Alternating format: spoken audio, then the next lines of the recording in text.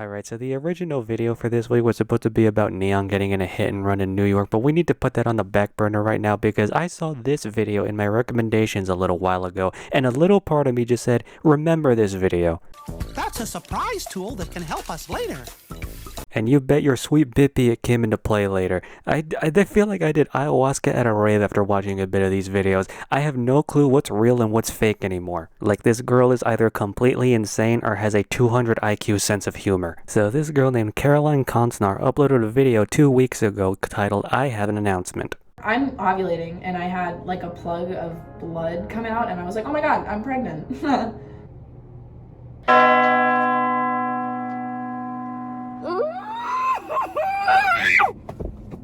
I'm good, guys. I'm actually so good. I want to have a kid. I just don't think I can have a fucking kid right now. And I really want a kid. I do want a fucking kid. And I'm not being stupid. I'm not being like, oh, well, you're young. You don't really know what it's like. You have so much life to live. Fuck you! I'm having a baby. Like, I'm having the baby. It's not like it's not like I'm getting rid of it. It's like I'm having the baby. I'm gonna have a baby. Remember how I had like shit going on with my uterus when I was 16? Like, I had surgeries just to get stuff removed, so like my fertility's always been kind of weird. I'm pregnant, and if there's any kind of like surgical intervention, I could really fuck up my fertility. Like I might not be able to have a kid again. And then the other thing is that if I have this kid, it's very likely that I won't be able to have another one. I don't know what I'm gonna do. Now you might be thinking, oh, this is a very honest look at what it's like being pregnant in her situation, but let me tell you, there is a comment under this video that says, I've been gaslit so much by this channel, I don't believe a single thing on it.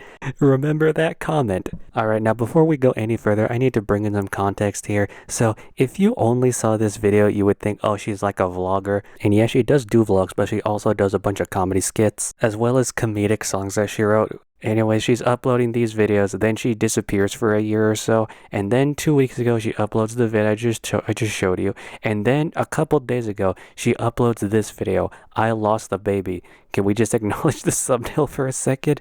It reminds me of that meme with the kid with the clarinet. Anyway, she says, yeah, I lied about having a baby, but the reason I did that was to talk about parasocial relationships between fans and creators. When you're a content creator, the line between entertainment and reality is very blurred. Your audience will become very attached to an abstraction of yourself. And the odd thing is that this connection can become very personally meaningful to the viewers, whilst not being personally meaningful to the creator itself. Your attention is monetarily valuable to me. And unless you have some narcissistic tendencies, which a lot of us do, the experience of having a parasocial relationship with your audience can be very uncomfortable. Now, don't get me wrong, parasocial relationships, it is like a relevant topic to talk about. It's an interesting topic to talk about. But you guys, I feel like she might be lying about this too, about the reason she did all this, because it seems like she doesn't understand what a parasocial relationship is. Like, I have up here web pages by Britannica and findapsychologist.org pulled up, and where they talk about parasocial relationships. Although they are the same, I'm going to use the latter's definition because it's more straightforward. Parasocial relationships are one-sided relationships where one person extends emotional energy, interest, and time, and the other party, the persona, is completely unaware of the other's existence. I'm going to try to provide an example. Pretend I have a parasocial relationship with Caroline, and she posts about how she has a really gnarly rash that she's dealing with. So a normal person in that situation would go, oh, I'm sorry you gotta deal with that, Caroline. And if she has one of those coffee pages set up, they might send her some money for some gold bond. But me, being the extremely parasocial one, I would want to take care of her like she's my dear friend, so I would track down where she lived, knock on her door, and present her with the finest ointment I could find, along with a letter that says, take care of yourself, goddess, do you need me to kiss it better? Actually, I think a better example would be when Chris Evans had a photo shoot, and then there was some other person who was having a photo shoot at the same pumpkin patch. And because they had a photo shoot at the same place, people started speculating if they were dating, and it came out they were. And because Chris decided to hide that information for so long, there was a letter that was posted to Twitter about his fans feeling betrayed that he would lie to them about being single. So I think that's a very good example of a parasocial relationship.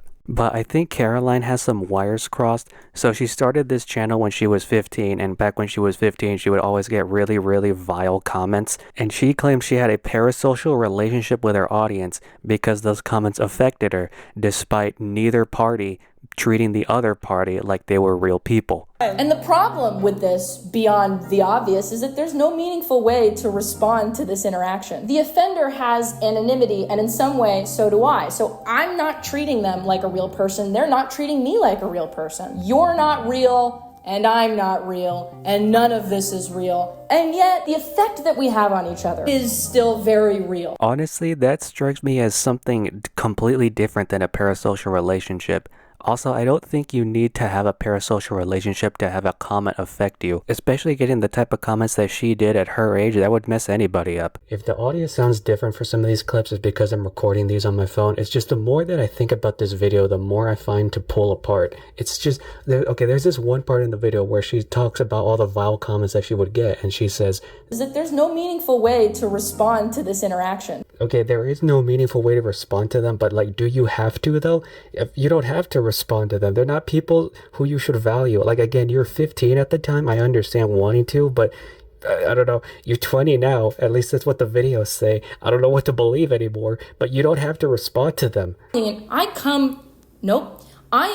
on. I will present myself on the internet because I want to desperately be seen and to connect to other people. And a lot of you come on the internet, a lot of you will engage on the internet because you want to be seen and because you desperately want to connect to someone. And like that right there, I wouldn't consider that a parasocial thing either. I feel like engaging with people online does not automatically mean you're in a parasocial relationship. Like, either she has the definition in her mind wrong, or she's just really explaining her point poorly. Well, actually, it might be a third option too, but I'm gonna get into that one later. I lied about being pregnant as a joke. And the joke is not that pregnancy under strenuous circumstances is funny. The joke is not that the audience was gullible enough to believe that I was pregnant. The joke is you connected to something that wasn't real. And I have become something that isn't real. Now listen, sister, I have some things to say about that statement right there. It is not a parasocial relationship to feel bad for a human going through a very emotional time. That is completely normal. It's called being sympathetic. I poured myself a coffee just now. I'm gonna need it for this video. What else was I supposed to say? Oh yeah, she's like, you connected to something that wasn't real, and I have become something that isn't real. But I don't understand this point. Isn't good art supposed to make you feel emotions? Like, if I watch The Notebook, I know none of what's happening on screen is real, but I still care about the characters. I still want a happy ending to the story. And also, there's a difference between connecting with what you see on screen and believing it. And especially in this case, there's a difference between, like, I don't know, believing that Grey's Anatomy, all of that's 100% real, like it's a documentary, and believing this is real. Like, nobody expects like an episode of Grey's Anatomy to turn into an actual 100% real documentary like midway through a season. Just throw a random episode in there. But it is a very common occurrence on YouTube for a creator that's mainly funny to talk about something serious on their channel randomly. Bro, I almost did that when the Mama Mac stuff was all coming out. That situation had me tilted like the Tower of Pisa. Like, sometime between me talking about dudes getting sunburns in their eyes and a gang of Smurfs beating up an Australian man, I was gonna upload a really, really serious video. Like, I just don't understand how when she wanted to talk about parasocial relationships, she thought this was the best course of action. And yes, I'm gonna address the elephant in the room. Faking a miscarriage is pretty dang dark. Like, of all the things to prank your audience with, you went with faking a pregnancy, a very stressful one, and then faking him with a miscarriage, hit him with the I lost the baby. Like, I know in the latter video it was immediately clear she was joking, but still. And what's wild is I watched Spatton's video on this. He was a lot more forgiving to this girl than I was. But a lot of the people in the comments are like, yeah, as somebody who's watched her videos, we all knew this was fake from the beginning. She's a comedian, of course she would fake. She would do something like this. This is her shtick. I want to know how hard she gaslights her viewers. That is incredible. I don't even think Germa can gaslight his viewers that hard. But to be honest, even if she didn't fake a pregnancy, if she faked something a lot smaller, even if she said it's something that nobody would ever believe, like, y'all, I'm the newest contestant in the Hunger Games, this wouldn't be like a good way to talk about parasocial relationships, because we're not being parasocial if we're just feeling bad for you. Alright, so relevant context. She, according to some YouTube comments, she is a lesbian. So yeah, watching that first video with that information will probably change how you looked at it. But I feel like that's a pretty easy info about this lady to just not know. I only know about it because I saw it in comments. And also, it's not impossible to get pregnant without wanting sex at all. Alright, so we're at the end of her video, and I'm gonna hit you with the biggest zinger in this whole video. We all come here to find this connection over and over again. And we don't really find it until now, when you subscribe to my Patreon. Oh yeah, that's fucking right. This entire stunt has been an advertisement for my Patreon. Alright, that statement right there, I'm going to use that as evidence in my conspiracy theory later. But right now I'm going to say you can't say this entire thing was just an ad for my Patreon and also say this entire thing was to talk about parasocial relationships. You can't have both. You can't say they're both the entirety of one thing. They're either the entire of one thing or parts of different things. Alright, now we get into the reason why she started a Patreon. She explains it in the video. You need to hear this. It is actually like negative logic. Listen, I wanted to come back to YouTube and explain to everyone why I had been gone and what had happened to me in that time that made me want to come back. But some of you in my audience are pretty weird, and I don't blame any of you. You know, you can't help being weird, but I didn't think that it would be healthy for me to expose myself like that to all of you. And that's why I decided to keep a lot of my more sensitive information behind a paywall, where I would hope some of the audience would be more intentional with how they interact with me, because now it costs money to do so.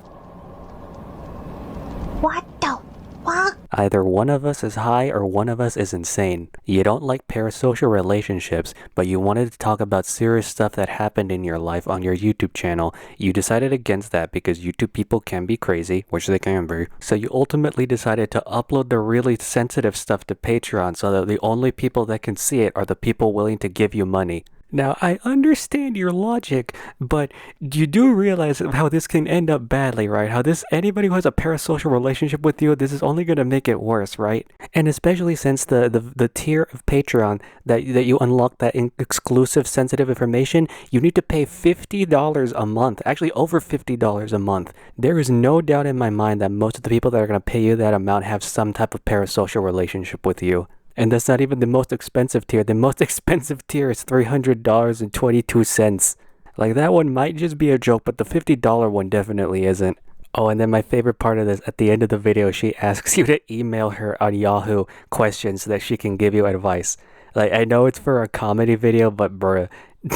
Bruh. And I also want to mention how she said she wanted to update her fans on what was going on in her life. But if things are so sensitive and like so personal, like you feel like you have to have a $50 paywall to prevent people you don't want watching that stuff, you don't have to share that stuff on the internet. Like, I get wanting to update your fans, but is it not possible to just leave it kind of vague? Like you said, you don't know them. You don't have to tell all these strangers what's been going on in your life if it's that personal. And in the video where she claims this was all a social experiment, and then later in the same video claims this was just an ad for her Patreon, maybe what she was trying to do was she was switching up her reasoning because she was trying to pick the reason that would get the most anger out of people. Like, everybody hates social experiments. But then in the video, she's like, maybe if I say this is all an ad for my Patreon, it'll make people even angrier. And like I said earlier, this entire thing doesn't make any sense in the context of parasocial relationships. Maybe, you know how some people, or like how some mobile game developers, they